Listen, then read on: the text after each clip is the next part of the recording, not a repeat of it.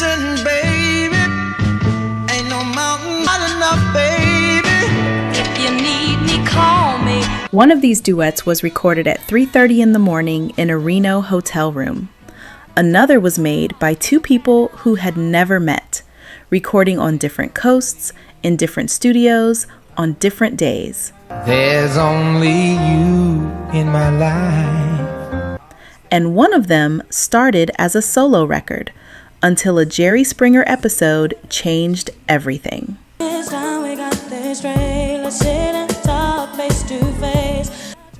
Welcome to Retro Vinyl. Today we are counting down 12 of the greatest R&B duets of all time, from the soulful 70s to the legendary 90s, and diving into the real stories behind every single one. Stay locked in, because this one goes deep. Number 12, Peaches and Herb, Reunited, 1979. Here is something most people do not know about this song. The Peaches who sang it was not the original Peaches. The original duo started in 1966, Herb Fame and Francine Barker. But Barker left the group in 1970 because she did not like touring, and Herb quietly quit music and joined the Washington, D.C. police force. He spent nearly a decade as a cop before music called him back. By the time he returned, a new Peaches, Linda Green, a former model, was by his side, and producer Freddie Perrin, who had already written hits for the Jackson 5, was behind the board.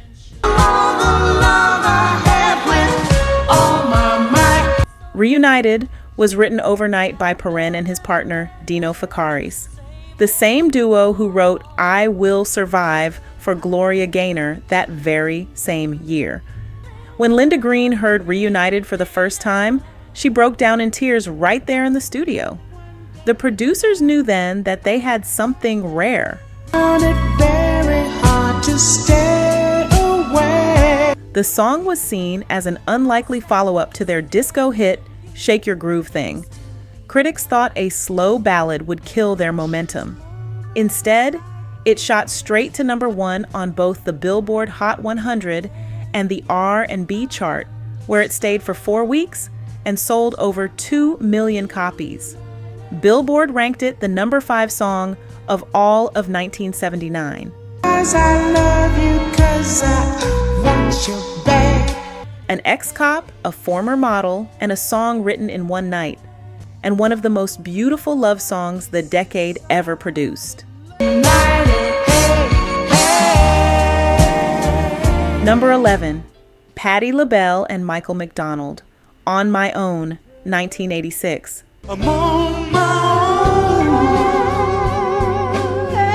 Neither of them had ever had a solo number 1 before this song. Patti LaBelle had led LaBelle to chart success. Michael McDonald had fronted the Doobie Brothers. Both were legends in their own right. But a solo number 1? That had never happened for either of them.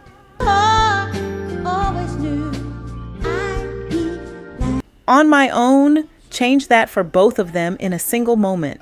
Here is the detail that stops most people in their tracks. They recorded this song on opposite sides of the country, in separate studios. And they did not meet each other until after it was already climbing the chart.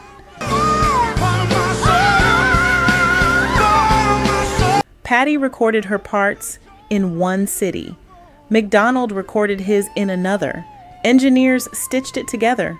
And yet, when you hear it, when those voices trade lines back and forth, the chemistry feels so real, you would swear they were standing face to face.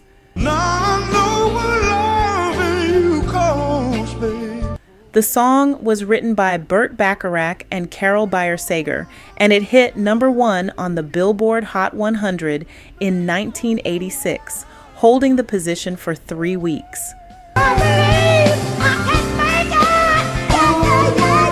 What makes it even more remarkable is the song's theme. 2 people singing about loneliness and moving on while never actually addressing each other directly. They are alone together in the music, and the world loved them for it. Patti. Number 10, Roberta Flack and Donny Hathaway, Where is the Love, 1972.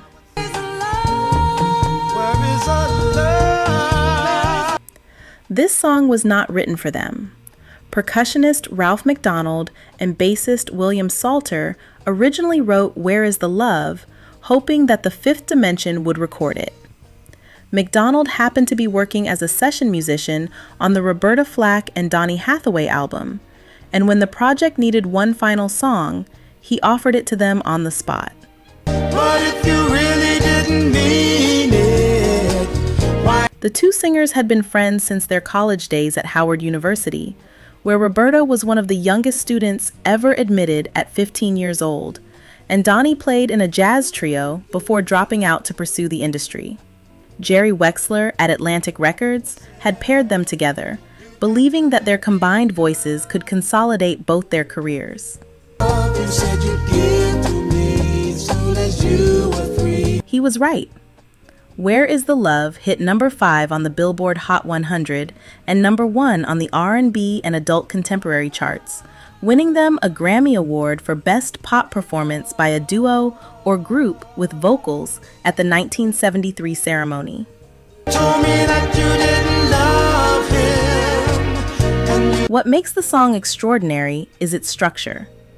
Unlike most male-female duets, neither singer is speaking to the other. They are both singing from the same perspective. Two people watching someone they love choose someone else, asking the same broken-hearted question at the same time. It was not the song either artist expected, but it became the beginning of one of the most beloved vocal partnerships in music history. Was it just a lie? Number 9, Eric Benét and Tamia, Spend My Life With You, 1999.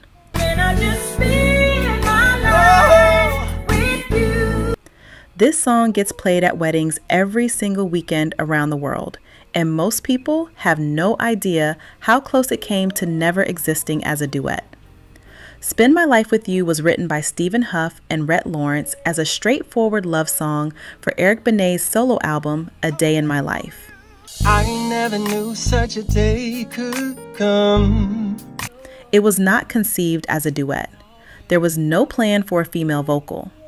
But when producer Rhett Lawrence played the track back in the studio, something felt incomplete about the second half. They brought in Tamia, the Canadian R&B singer who had been building a quiet, steady following on the back of her voice alone. And the moment she sang alongside Benét, the song transformed. I wasn't complete till the day you walked into my life.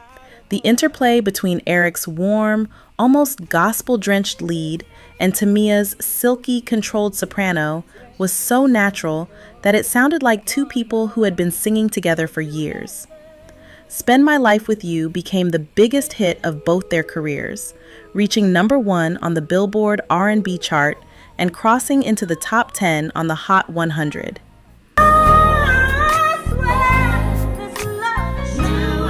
It earned them a Grammy nomination for Best R&B Performance by a Duo or Group with Vocals, and it has been played at more weddings than either of them could ever count.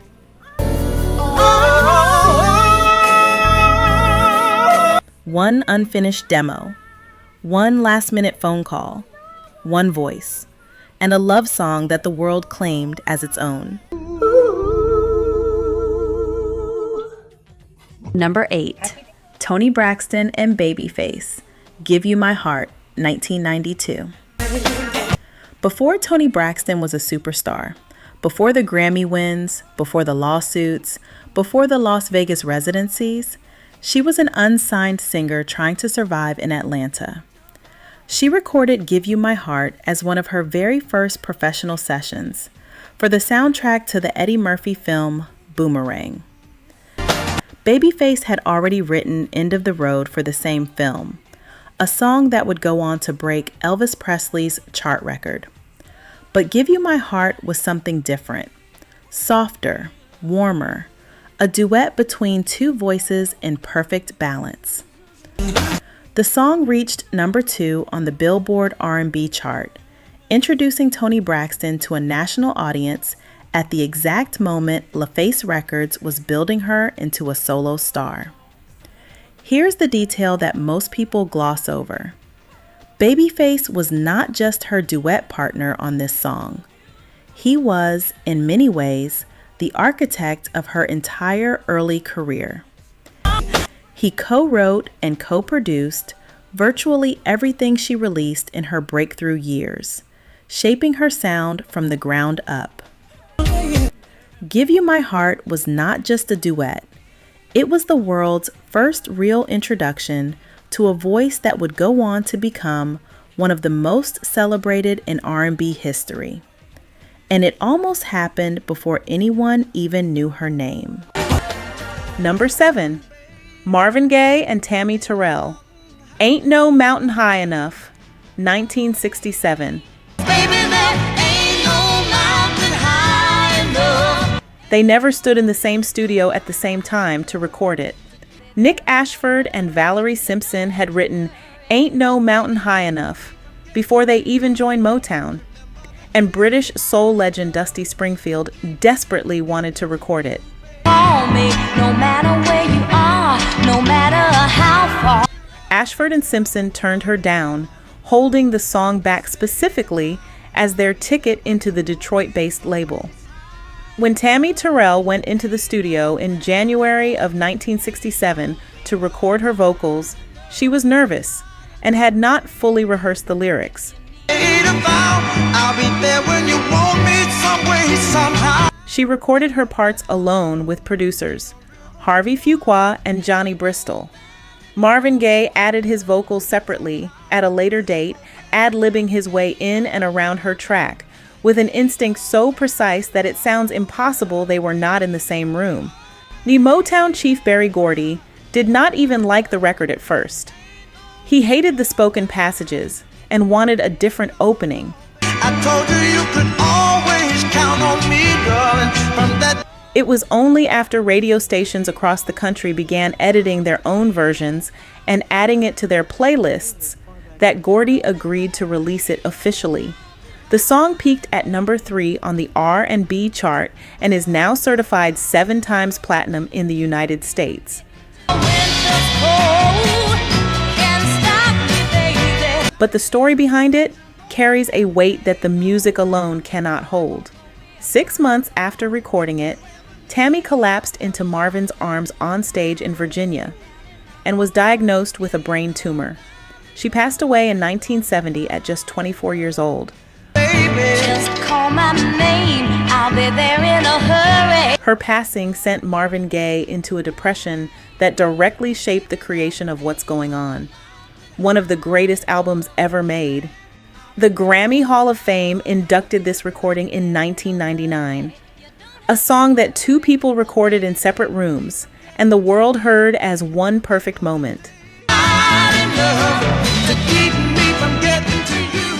Quick pause, because if you're still here, you already get it. This isn't just music, this is history.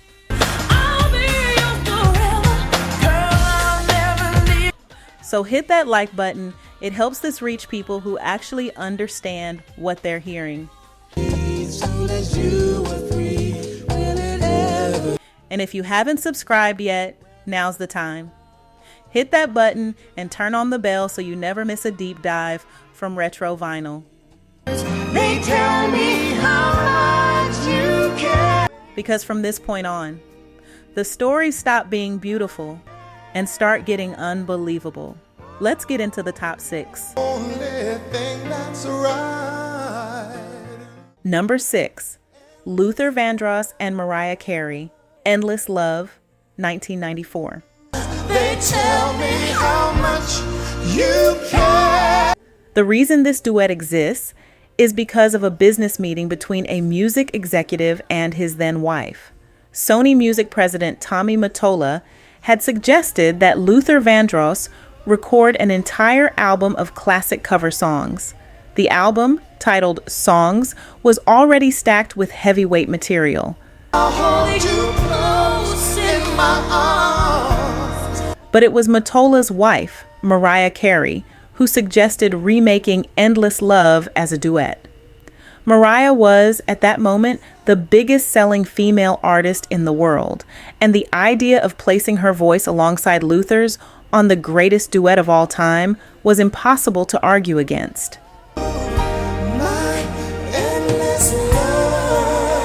Critics were not convinced. Entertainment Weekly famously called it too drippy to hit number 1. They were wrong.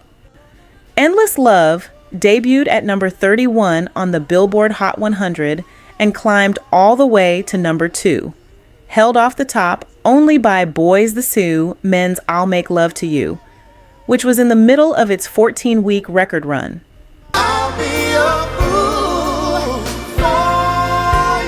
It became Luther Vandross's highest charting pop hit of his entire career. It reached number 1 in New Zealand for 5 consecutive weeks, and it was Mariah Carey's first major high-profile duet, the beginning of a run of iconic collaborations that defined the second half of the 90s. A song that almost wasn't made, that critics said would fall short, climbed as high as the wall in front of it would allow. Number 5. Roberta Flack and Donny Hathaway, The Closer I Get to You, 1978. This song was not originally written as a duet. Reggie Lucas and James Mtume, both musicians in Roberta Flack's own touring band, wrote the song between tours and handed it to her producer. When the producer played it for Flack, her manager, who also managed Donny Hathaway, suggested bringing Donny in. There was one problem. At the time, Donny Hathaway was in the grip of a severe mental health crisis, suffering from debilitating bouts of depression, and had not collaborated with Flack in several years. Despite his condition, Hathaway agreed to record it.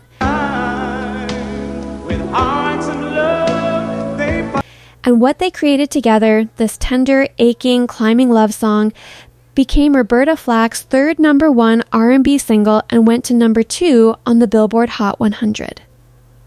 The song felt like a reunion, because it was, but the reunion carried darkness beneath it.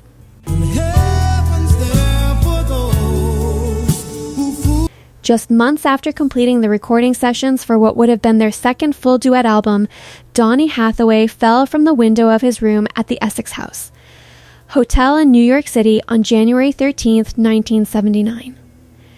The tragedy was ruled a suicide. He was 33 years old. Roberta Flack completed the album alone, finishing the tracks they had started together.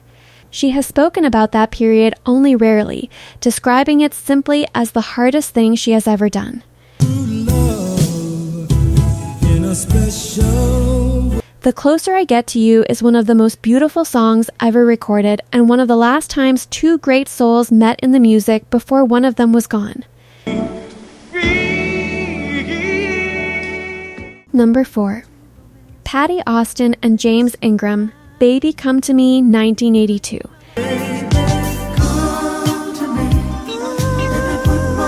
This song was already a commercial failure when it became number 1. Produced by Quincy Jones for Patti Austin's 1981 album, Baby Come to Me was released quietly, made barely a ripple, and disappeared from the charts. Then, something unexpected happened. The producers of the ABC soap opera General Hospital chose it as a love theme for 2 characters, Luke and Holly, and began playing it in pivotal scenes throughout 1982.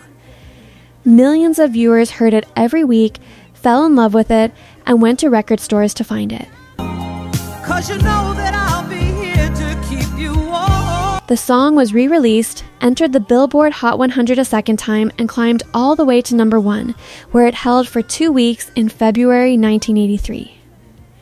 James Ingram, who would go on to become one of the most celebrated background and session vocalists of his era, earned his first major chart success here alongside Austin. There's a brand new way of looking at your life. The song won them both a Grammy nomination for Best Pop Performance by a Duo or Group with Vocals. Here is what almost nobody remembers. The song was originally considered too soft and too adult for mainstream radio, and was passed over by multiple programmers before General. Hospital changed everything. You know that love is standing by your side. A soap opera saved a #1 hit. That is not something music school teaches you. 'Cause I can't go back to living without you. Number 3. Brandy and Monica, The Boy Is Mine, 1998. Brandy came up with the concept while watching an episode of The Jerry Springer Show. The episode was about love triangles, 2 women fighting over 1 man, and she saw in it the bones of a song. She wrote it, recorded a solo version, and then she and producer Rodney Darkchild Jerkins listened back and agreed this needed a second voice. Upon Brandy's request, her label Atlantic Records approached Monica to participate. Monica's management pushed back hard. They were worried that collaborating with someone the media had framed as her rival would only make things worse, not better. Monica agreed anyway. They recorded a joint session in Los Angeles that did not work. Producer Dallas Austin flew Monica separately to Atlanta and recorded her parts from scratch at his own studio. The 2 women's vocals were edited together, and the chemistry that came through was so electric that it sounded like they had never been apart. The Boy Is Mine debuted at number 23 on the Billboard Hot 100 and jumped directly to number 1. It became only the second song in chart history to make that exact leap, following the Beatles' Can't Buy Me Love in 1964. It spent 13 weeks at the top, sold over 3 million copies, and earned them both a Grammy for Best R&B Performance by a Duo or Group with Vocals. Brandy was 17 when she accepted that award, making her the youngest R&B artist to win a Grammy at that time. A Jerry Springer episode. A joint session that failed. 1 phone call to Atlanta, and the biggest duet of 1998. Number 2. Diana Ross and Lionel Richie, Endless Love, 1981. Billboard has officially declared this the greatest song duet of all time. The story of how it was recorded is almost as remarkable as the record itself. Lionel Richie had been commissioned to compose an instrumental theme for the Franco Zeffirelli film Endless Love starring Brooke Shields. He delivered the instrumental. For every breath that I take. Then Zeffirelli changed his mind. He wanted lyrics. And then he wanted a voice alongside Richie's. Diana Ross was the answer, but getting them together was nearly impossible. Diana had just signed a $20 million deal with RCA, leaving Motown after 2 decades, and her schedule left no room. I want to share all my love. Richie was recording in Los Angeles. Diana was performing shows in Lake Tahoe, Nevada. A compromise was reached. They would meet in a recording studio in Reno at 3:30 in the morning, immediately after Diana's late show ended. 2 hearts that beat as one. The session began at 3:30 a.m. By 5 o'clock, they had Endless Love on tape, less than 2 hours. The song debuted on July 5th, 1981, and reached number 1 on the Billboard Hot 100 on August 15th, where it sat for 9 weeks, simultaneously topping the R&B chart and the Adult Contemporary chart. I can't resist your charms. It became the only duet single in history to accomplish that triple crown at the same time. It was Diana Ross's 6th and final number 1 hit, and Lionel Richie's first as a solo artist. They performed it publicly together only once at the 1982 Academy Awards, where it was nominated for Best Original Song. Two legends. One Reno hotel room, 1 hour and 30 minutes of recording time, and the greatest duet ever made. Number 1. Marvin Gaye and Tammi Terrell, Ain't Nothing Like the Real Thing, 1968. After the mountain came the real thing. Following the success of Ain't No Mountain High Enough, Motown continued pairing Marvin and Tammi with the songwriting team of Nick Ashford and Valerie Simpson, a partnership that was producing some of the most extraordinary music Motown had ever released.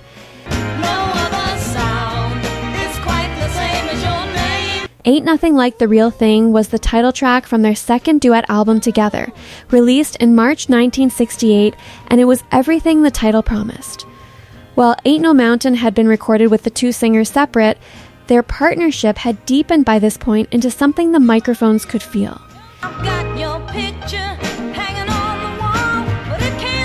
The song hit number 1 on the Billboard R&B chart, their third chart topper together, and crossed over to number 8 on the Hot 100. Ashford and Simpson would later say that writing for Marvin and Tammi was unlike writing for any other artists, because the two singers seemed to understand the language of the songs instinctively, as if the music was already inside them.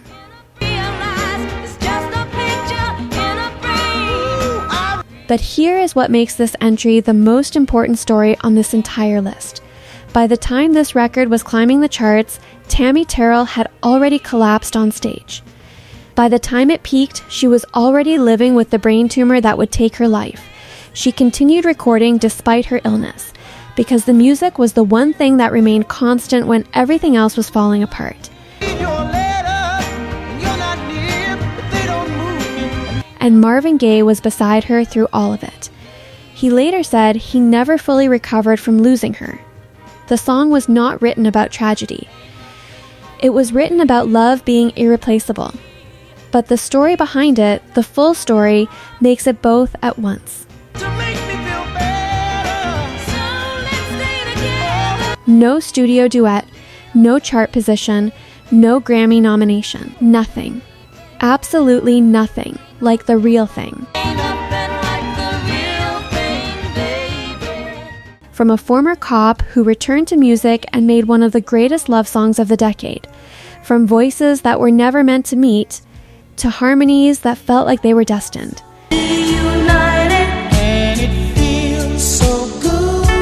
This wasn't just a countdown. This was proof. Proof that timing, chemistry, and a single moment in the studio can create something that lasts forever. Because sometimes the greatest records aren't planned. They just happen.